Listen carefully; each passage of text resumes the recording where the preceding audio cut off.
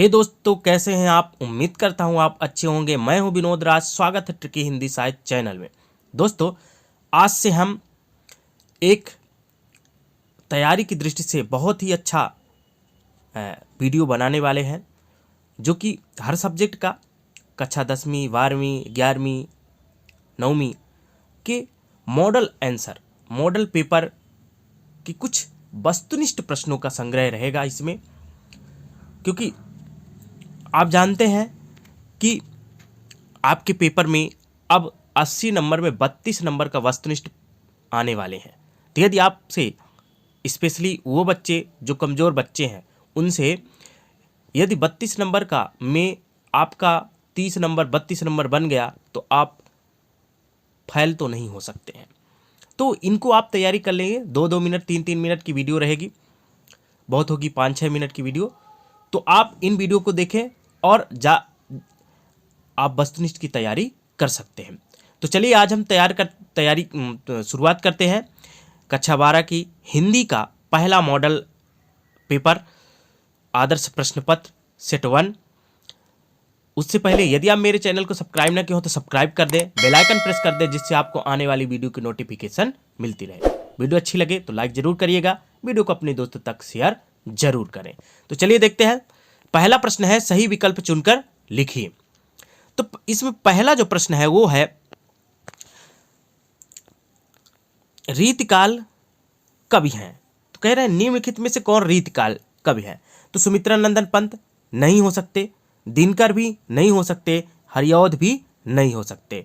तो जो ये इसमें सुमित्रा नंदन पंत और ये जो है दिनकर हरिऔध, ये आधुनिक काल के हैं। केवल एक ही बच रहा है, वो है भूषण, जो कि रीतकाल के कवि हैं।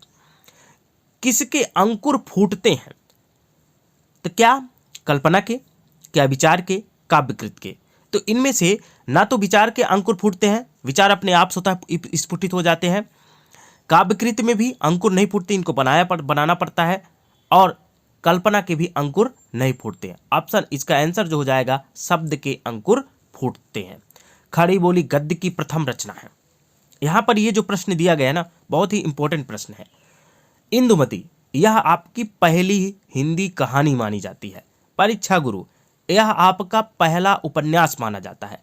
अष्टायाम, ये भक्ति काल का एक ग्रंथ है।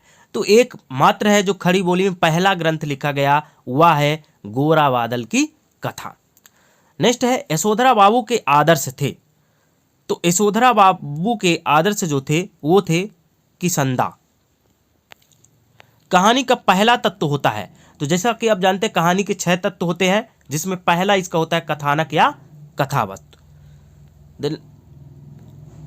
अगला है, संज्ञा अथवा सर्वनाम की विशेषता प्रकट करने वाले शब्द को क्या कहते हैं। तो जो संज्ञा सर्वनाम की विशेषता प्रकट करे उसे विशेषण कहते हैं। आप कमेंट्स के माध्यम बताइएगा विशेष किसे कहते हैं, ठीक है ना, और कारक किसे कहते हैं। इन दोनों की परिभाषा पूछा जा सकता है, क्योंकि आपके सिलेबस में पहले ये सब नहीं पूछा जाता था, लेकिन जब से एनसीईआरटी आ गई है तो ये सब जो पार्ट ऑफ स्पीच के अंतर्गत जो आते हैं, जिस संज्ञा से लेकर अव्यय तक आते हैं, इनकी परिभाषा पूछा जा सकता है, इनके प्रकार पूछे जा सकते हैं, ठीक है।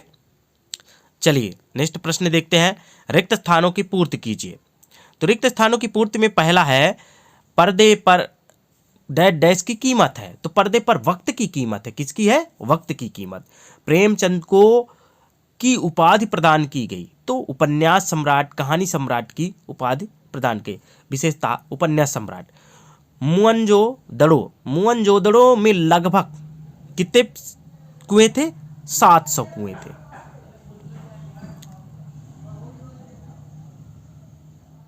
700 कुएं थे। अगला है, रेडियो डैश डैश से संचालित माध्यम माना जाता है। तो रेडियो श्रोताओं से संचालित माध्यम माना जाता है। सीरीज के वृक्ष बड़े और छायादार होते हैं। सहृदय के हृदय में स्थित अस्थायी भाव, अस्थायी भाव को संचारी भाव कहते हैं, और स्थायी भाव को स्थायी भाव कहते हैं। जो स्थायी भाव हो, मतलब स्थायी रूप से रहे, उसे स्थायी। तद्धित प्रत्यय से निर्मित शब्द है, उसे कहते हैं तद्धितांत शब्द। क्या कहते हैं? तद्धितांत शब्द। चलिए अगला देखते हैं, एक वाक्य में प्रश्न। तीसरा प्रश्न जो है, एक वाक्य में उत्तर दीजिए। बच्चे किसकी प्रत्याशा में होंगे? तो अपनी माता की प्रत्याशा में होंगे। किसके प्रत्याशा में होंगे? अपनी माता के प्रत्याशा में। दूसरा है महात्मा गांधी पर लिखित उमाशंकर जोशी का लोकप्रिय काव्य ग्रंथ कौन सा है? तो वह है विश्व शांति है। कौन सा है? विश्व शांति। आनंद यादव का मन किस बात के लिए तड़पता था? ये आपके पाठ से लिया गया है। पाठशाला जाने के लिए वो तड़पता था, बार बार उसके मन में इच्छा होती थी हम पाठशाला कब जाएं। फीचर लेखन की शैली कौन सी होती है? तो कथात्मक शैली होती है। जैसे कथा लिखी जाती है ना, कहानी की जैसी शैली होती है, वैसे कथात्मक शैली।